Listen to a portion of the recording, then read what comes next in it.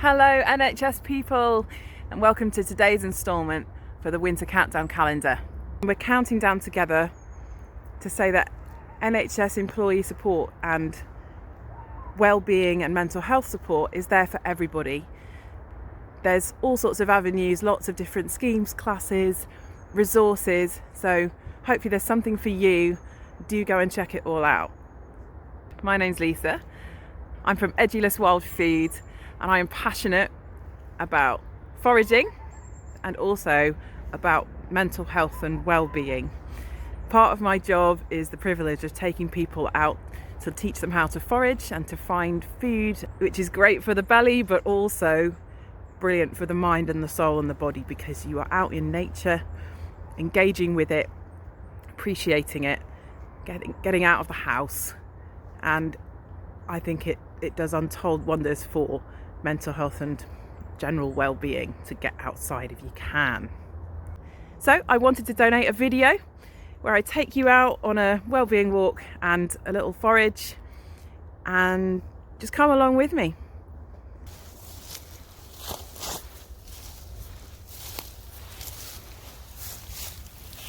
Oh, this one is a puffball. It's still quite young. Should be white in the middle. I work full time. I'm stuck indoors a lot at the moment, and in fact I've worked full time throughout this entire pandemic, and it just feels like I haven't been outside all that much when I'm working and when we're in lockdown. It's been a challenge for my mental health, like for a lot of people, but I find getting outside is crucial to my happiness, my sanity, my well-being. I work long hours during the week, and I normally have a job that I work on the weekends as well, so during the autumn I tend to not have any days off actually, and there's a real risk that I could burn out. Getting outside is so important to me, and I'm a forager, so I always have something to do while I'm having some exercise and some time away from the city and the house. Before I even go anywhere, I'm just going to stop and listen.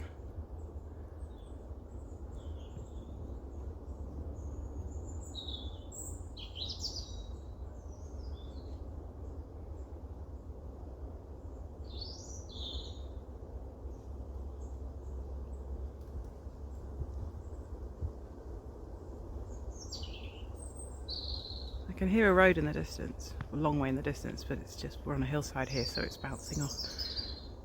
But much closer to me, I can hear the birds twittering away. I can hear someone over there walking through some leaves.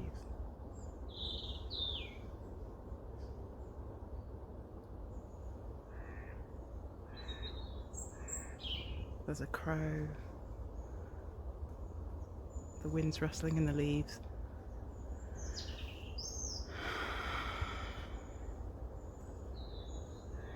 Already I can feel my heart rate going down and just calming. Unless I get outside, I just start to feel really claustrophobic and just not well. I need fresh air. I need to be out in nature and just get away from screens and the four walls, you know. I love to look for food and things to use and to enjoy in my diet while I'm out walking. But even if you don't know how to forage or you don't want to, you can still just slow down and look for things. Notice what's going on, notice the change of the seasons, make the most of the light. We're coming into winter, it's getting darker earlier, the mornings are dark longer. So I'm making sure I can get out as much as I can during the daylight hours. I live in the middle of a city, but there's still woods and green spaces around, and I'm using one of those today. But also just stopping and listening, looking at the colours, looking at the way the light comes through the trees. There's a lot to enjoy. Even when we're feeling stressed, we just need to breathe. You know what? It's dry today. I'm just going to lie down in the leaves for a bit and look up.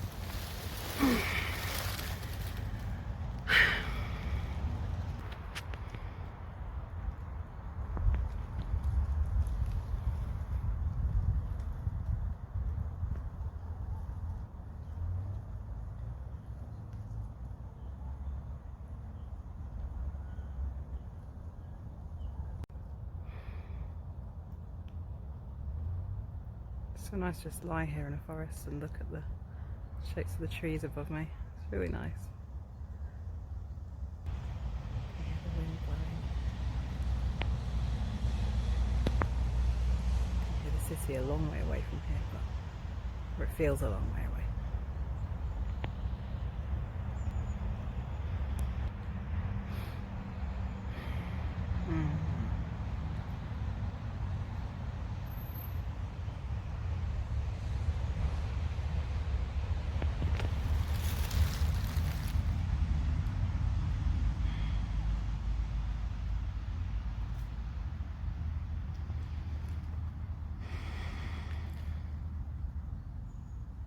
And whatever your job is, I'm sure getting outside will help you. And even if you can't get outside at the moment, come along with me now and just see some nature just for a few minutes. These little purple ones are called amethyst deceivers.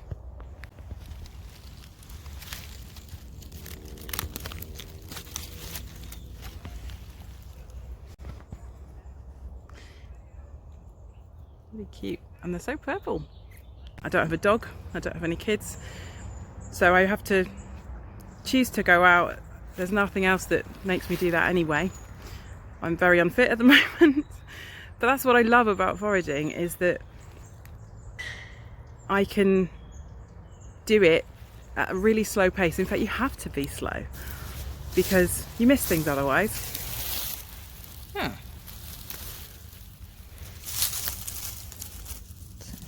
What's this?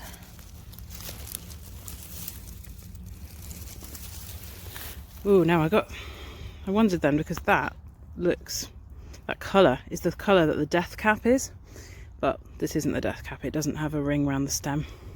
It's actually an edible brussula.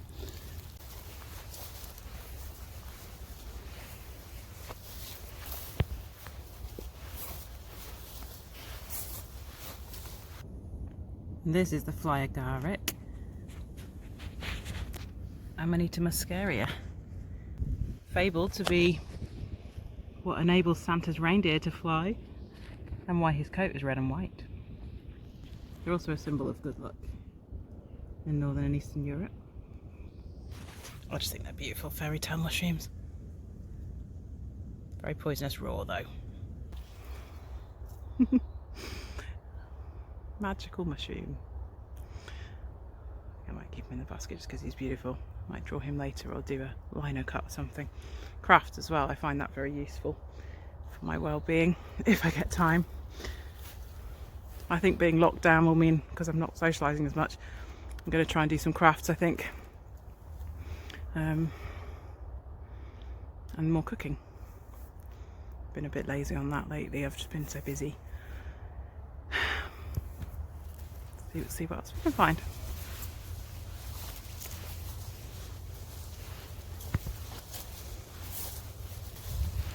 Oh, some big boletes here. Hello, what are you? Oh, these might be sway boletes. You can see why they're called sway boletes.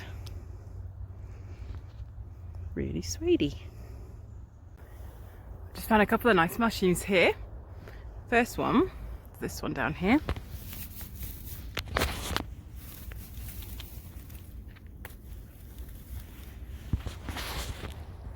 This one is called the Saffron Milk Cap. You can see just there, it's exuding some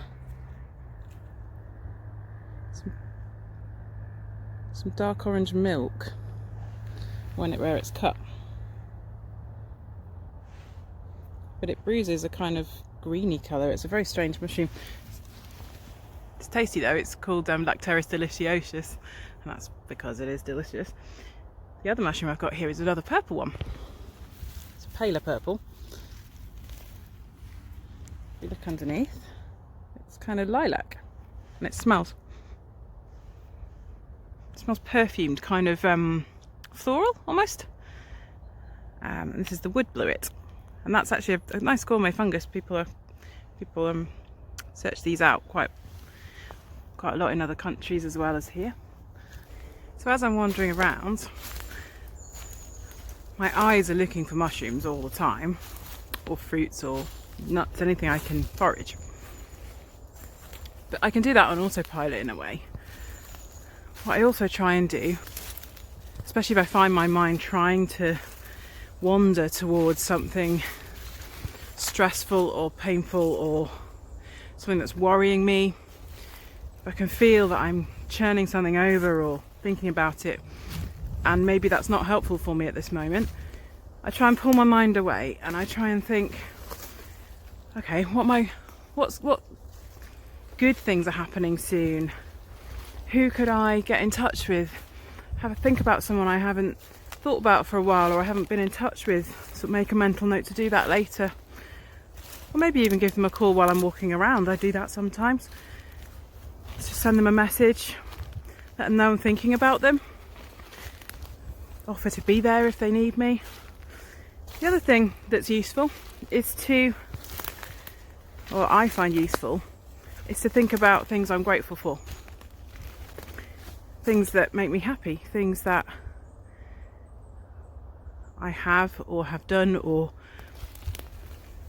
have in my life, whether that's people or things or experiences that I'm grateful for. And I find that really helps me. So for example, I'm grateful that I have a job at the moment. I'm grateful that I saw my family recently. I'm really grateful for being able to do that before we got locked down again. I'm grateful to have nature on my doorstep. I'm grateful to be physically well enough to go for a walk, to be able to get out of the house, that I have a network of friends I can call upon anytime. I know that they'll be there if I ask. There's lots of things I'm grateful for. I'm grateful that I live in this country and not others where life is much, much harder, where people are persecuted, where there's war.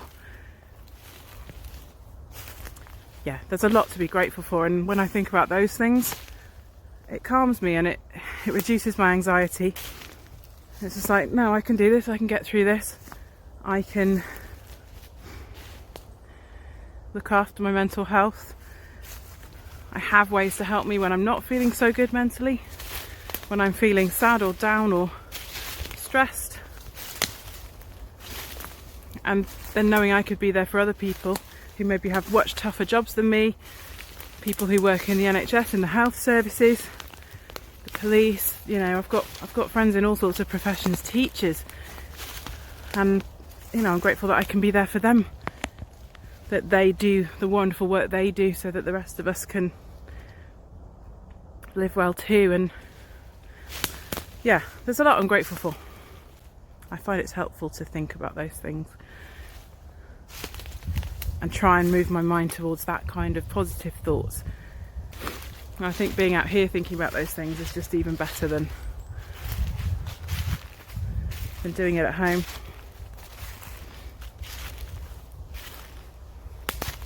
See what other mushrooms we can find. There's a crazy amount of tawny funnels here. Look at this, they go all the way through there. There's a huge ring in this whole bush. Really pretty. What else we got here? Some spent puffballs. Brilliant.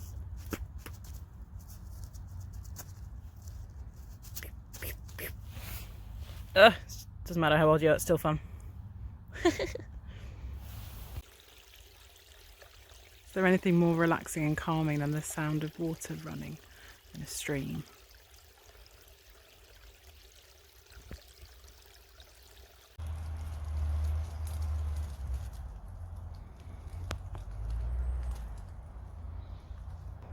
Oh, this is another cute little mushroom. It's called the Herald of Winter. A little look.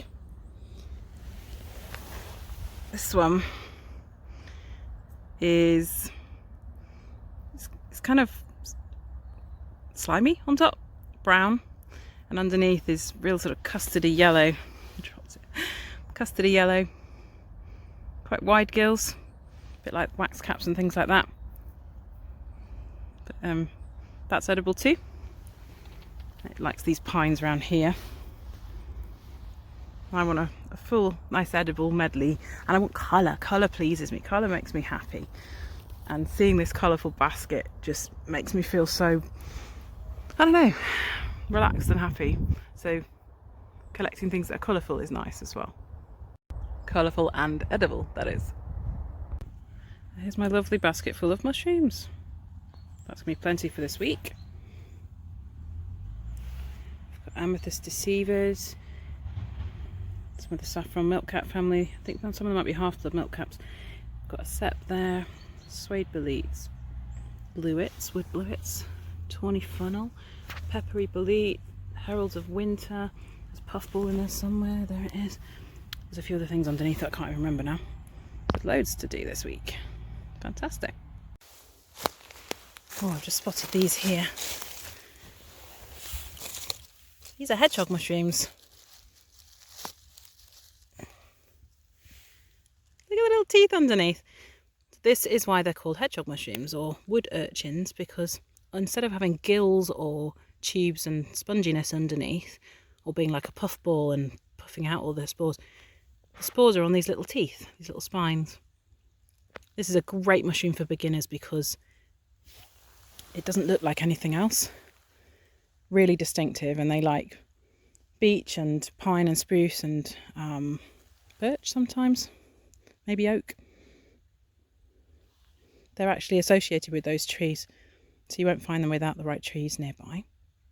And they love damp, leaf-littery ground, just like this. Now these are funky. There's two types of fungi here. They're not edible, but they are really cool and they've got great names. This one is called the purple jelly disc.